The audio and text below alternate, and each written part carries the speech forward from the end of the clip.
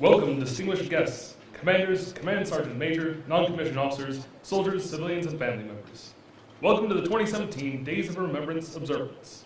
Our theme this year is Learning from the Holocaust, the Strength of the Human Spirit.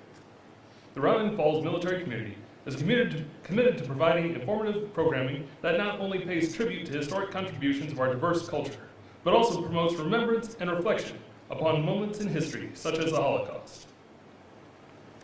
Good morning. First They Came is a poem written by German Lutheran pastor Martin Niemöller. It deals with the themes of persecution, guilt, and responsibility.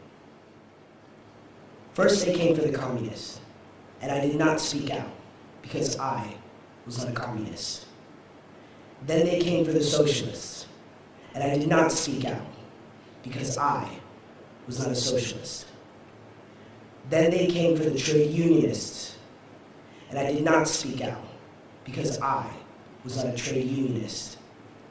Then they came for the Jews, and I did not speak out because I was not a Jew. Then they came for me, and there was no one left to speak out for me.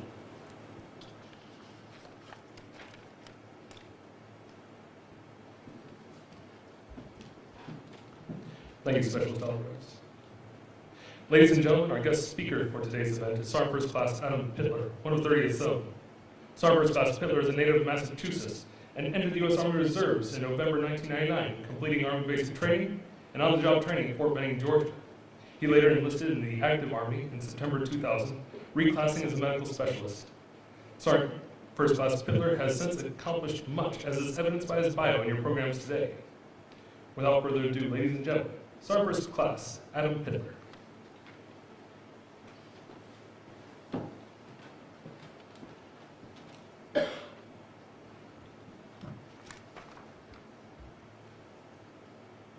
Leaders and guests of the Sembach community, thank you for attending today's observance. A few weeks ago, I overheard some NCOs discussing today's observance and how they didn't have a guest speaker. I immediately volunteered to speak, while almost instantly realizing that I am no expert on the atrocities of the Holocaust and have no first-hand knowledge of the suffering that the victims endured.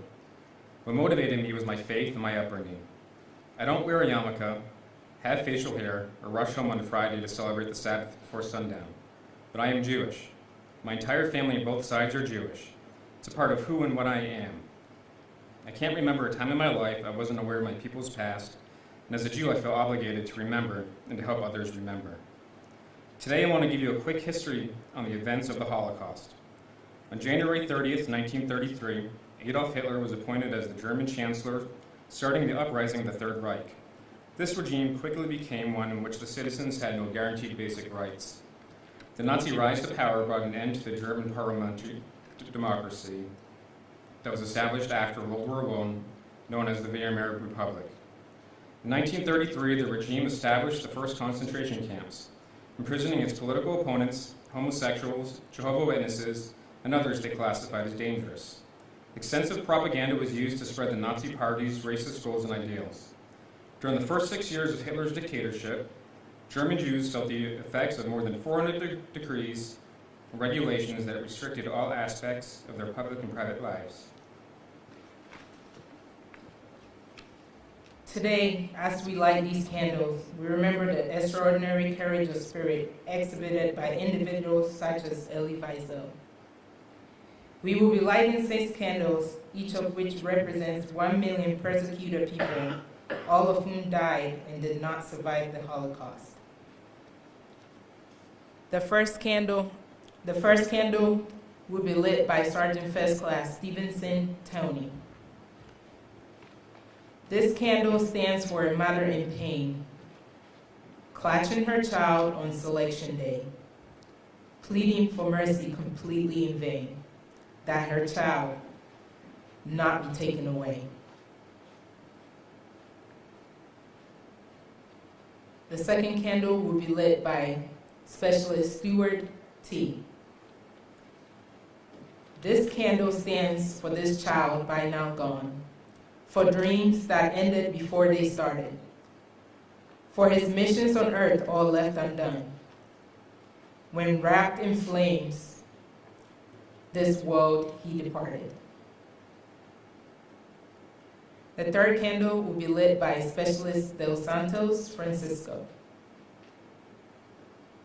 This candle stands for the old and the young, for countless goodbyes filled with emotion, for 3 lives unlived and songs unsung, for the tears shed that could fill an ocean.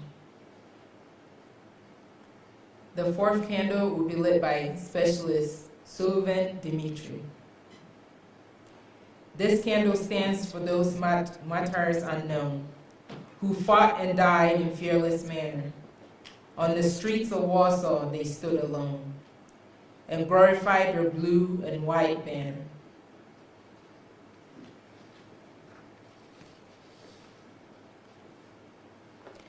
The fifth candle will be lit by PB2 Hernandez David. This candle stands for the Jewish culture that lived and flourished in Warsaw for long, before it was swept up by a vulture, to the tune of madness, orgy, and song.